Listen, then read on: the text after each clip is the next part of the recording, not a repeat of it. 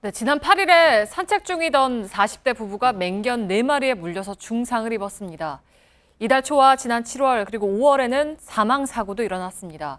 우연한 사고로 보기에는 잦습니다. 해외 뉴스에서는 드문 일들이 우리에게는 왜 반복되는 건지 맹견 관리 기준이 허술한 건 아닌지 확인을 해봤습니다. 오대영 기자, 네. 최근에는 거의 한 달에 한 번꼴로 일어나고 있죠? 그렇습니다. 네. 문제는 맹견 사고에 대한 공식 집계가 없어서 현황 파악조차 쉽지 않다는 겁니다.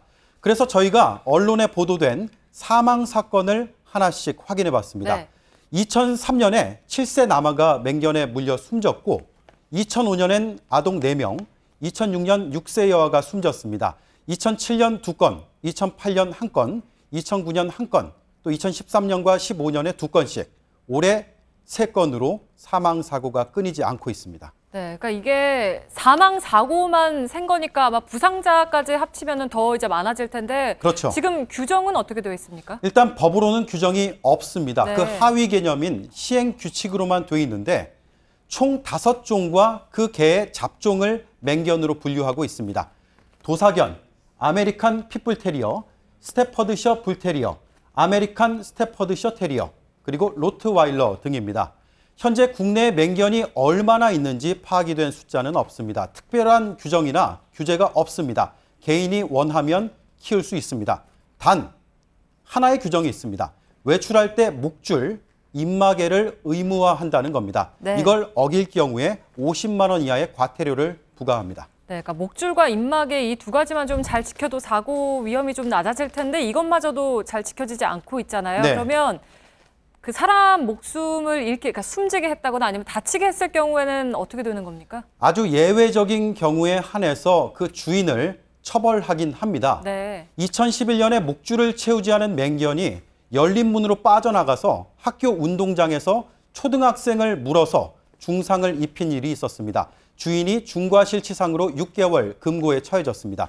저희가 파악한 사례로는 가장 높은 수준의 처벌이 금고형이 3건이었고 대다수는 벌금, 과태료였습니다. 또 형사가 아닌 민사상 손해배상으로 끝나는 경우도 많았습니다. 네, 그러면 다른 나라는 어떻습니까?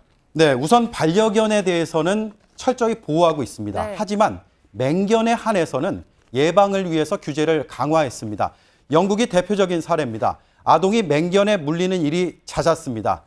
1991년 위험한 개 법을 만들었습니다. 맹견을 특별 통제견으로 정하고 법원의 허가를 반드시 받도록 했습니다. 네. 또 보험 가입, 중성화 수술, 마이크로칩 삽입 등을 의무화했습니다. 네, 그러니까 법원의 판단까지 받아야 하는 아주 강력한 제도인데 또 다른 나라들은요? 네, 프랑스에서는 시청의 허가가 반드시 있어야 합니다. 네.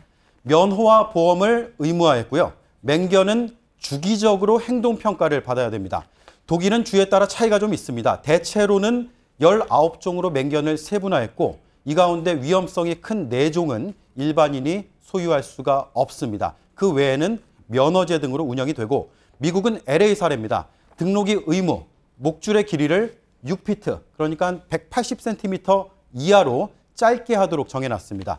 이와 함께 영국에서는 사망할 시에 주인에게 14년까지 징역형을 가능하게 했고 미국에서는 맹견주에게 2급 살인죄가 적용된 사례도 일부 있습니다. 네, 그리고 사전에 규제하는 것이나 사후 처벌하는 것 모두가 이제 엄격한데 시스템도 물론 중요하겠지만 주인이 얼마나 관리를 하겠느냐 이것도 좀 병행이 돼야 될 거잖아요. 그렇습니다. 대표적인 사례인 영국에서는 너무 특정 사건을 부각시켜서 과잉 처벌, 과잉 규제하는 것이 아니냐라는 반론도 일부에서 나오고 있습니다.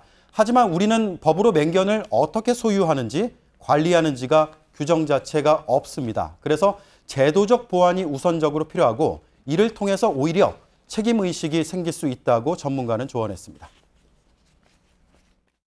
이제 과거 관점이라면 사고인데 그 사고를 이제 관리자의 그 과실 범죄로 그 생각을 바꾸고 형사법에는 늘 말하지만 처벌이 능사가 아니고 행정적 측면에서 맹견 등에 대해서 관리 감독을 사전에 잘 할 수 있는 제도 마련도 좀 필요한 것 같습니다. 네, 현재 국회에는 주인의 관리 의무를 강화하는 내용의 법안이 3건 올라와 있습니다. 2006년, 2012년에도 맹견 관리법이 발의가 됐지만 모두 폐기된 바 있습니다. 사고 때만 반짝 관심을 갖는 것이 아니라 본격적인 논의가 필요해 보입니다. 네, 팩트체크 오대영 기자였습니다.